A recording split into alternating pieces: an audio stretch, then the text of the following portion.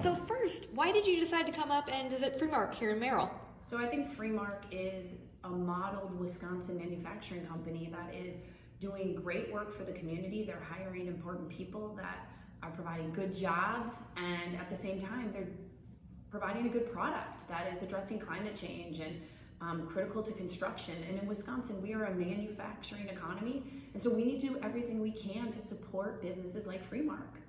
And so during your tour here at FreMarq, what did you kind of learn that maybe surprised you or kind of can seg into more of the overall manufacturing industry in the state?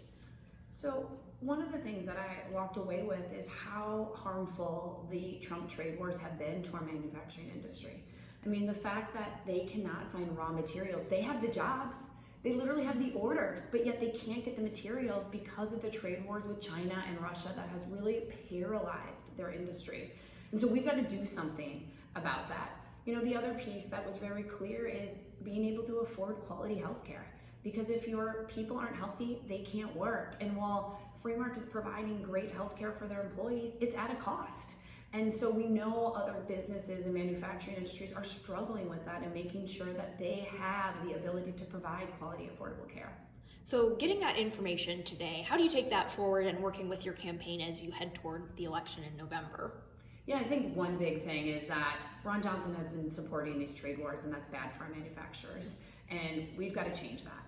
I mean, we've got to do everything we can to support our manufacturers while Ron Johnson is actually encouraging that. You know, the other big piece is healthcare. I mean, the only thing that Senator Johnson has said is just get rid of the Affordable Care Act. And what we've heard today is that the Affordable Care Act has been very helpful. But there's more that we need to be thinking about doing, whether it is, you know, making sure we lower the price of prescription drugs, and how can we help employers in thinking through they structure their healthcare plans in an affordable way. So to me, this just comes down to important issues that are really critical to the success of our state, because we know when our people do well, our state does well. And manufacturing is an important part of that story. And what have you heard from the people here at FreMarq that you've heard in other parts of the state, and the fact that this is not just a central Wisconsin issue? I mean, the big piece I think that I took away from hearing across Wisconsin is going into employees. You know, there is this unique ability to hire people. When you take care of your employees, they'll stay with you.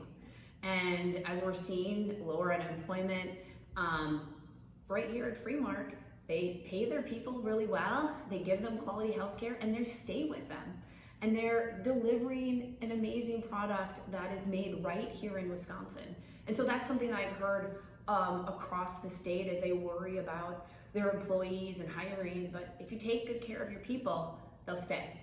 And then moving more a little bit into kind of the race, the Democratic field now is huge. There are now 8 people with Mandela Barnes's announcement this week. Yes, it is indeed 8. So how do you stand out when there are so many different people can look at?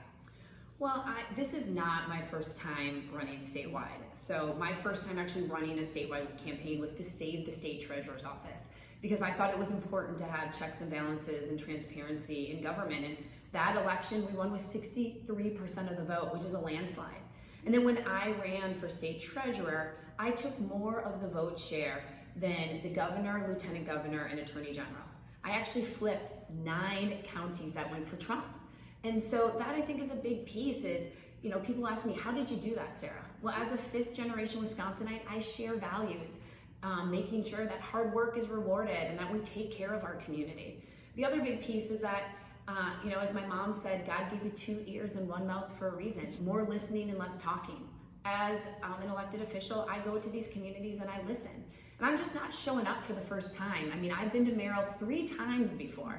And so I think that's also really important, is that we can't just go to these communities, show up and expect them to vote for us. You've got to show that you actually not only talk the talk, but walk the walk, and supporting communities across the state. And that's what I've done as state treasurer, and that's what I'll do as a U.S. Senator. All right, anything else you want the people to know?